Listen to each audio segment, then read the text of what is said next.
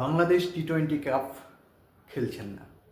বিশ্বকাপ টি-20 যেটা অনুষ্ঠিত হতে চলেছে এই 2026 সালে, সেখানে বাংলাদেশ ব্যত্যয় থেকে যাবে এটাই মনে হচ্ছে। শেষ খবর অনুযায়ী যেটা আমরা জানতে পারছি, তাতে পরিষ্কার বোঝা যাচ্ছে গত শনিবার আইসিসির প্রতিনিধি দল বাংলাদেশের সঙ্গে সশরীরে বাংলাদেশে পৌঁছিয়ে কথা বলেছিলেন। আলটিমেটলি কথা বলেও কিছুটা বরফ গলেছে মনে হচ্ছিল প্রথম অবস্থায়, কিন্তু এই মুহূর্তে যেটা বুঝতে পারা যাচ্ছে তাতে আয়ারল্যান্ড কোনোভাবেই তারা গ্রুপ পরিবর্তন করতে চাইছে না।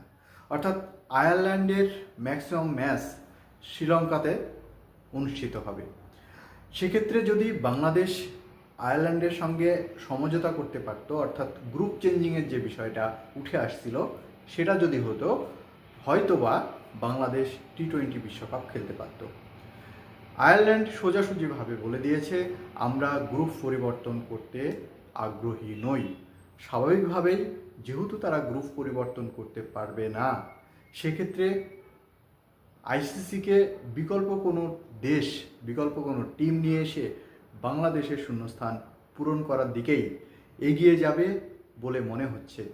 কিছু কিছু বিশেষজ্ঞ মহল মনে করছে বাংলাদেশ মুস্তাফিজুর ইস্যুতে এই মুহূর্তে যতটা তেতে আছে তাতে খুব সহজে বরফ গলবে বলে মনে হচ্ছে না। তাই আইসিসি শেষ বার্তা হিসাবে বাংলাদেশকে এটাই বলেছে, যদি ভারতের মাটিতে এসে বাংলাদেশ খেলতে প্রস্তুত থাকে, সব রকম আমরা তাদের যে সিকিউরিটি তার ব্যবস্থা আমরা করব, কিন্তু তারা যদি একই জায়গায় অনড় থাকে তাহলে বাংলাদেশকে বাদ দিতে আমরা বাধ্য হব। কেননা আপনাদেরকে পূর্বের ঘটনা একটু বিশ্লেষণ করলে ভালো হয়। যদিও আপনারা একাধিকবার এই বিষয়ে ভিডিও দেখেছেন বিভিন্ন সোশ্যাল মিডিয়ায়, বিভিন্ন সংবাদ মাধ্যমে, তবুও একটু ঝালিয়ে নিচ্ছি। মুস্তাফিজুর রহমান তিনি আইপিএলে কেকেআরের হয়ে 9,20,00,000 রুপিতে খেলতে আসার কথা ছিল।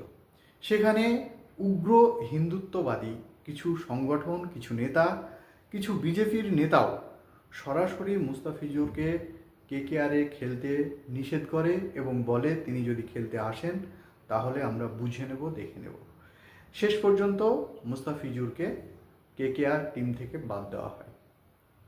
এই পরিপ্রেক্ষিতে বাংলাদেশের কথাটি যদিও স্বাভাবিক ছিল, একজন ক্রিকেটারের যদি নিরাপত্তা না দিতে পারে বা ইন্ডিয়া, তাহলে বাংলাদেশের জনগণ যারা খেলতে যাবে, খেলাপ্রিয় মানুষ এবং এতগুলো প্লেয়ার, তাদের নিরাপত্তা ভারত দিতে পারবে কি, এটা প্রশ্ন থেকেই যায়। তারা যতই মুখে বলুক না কেন, আমরা সেই জায়গা থেকে ফিরব না।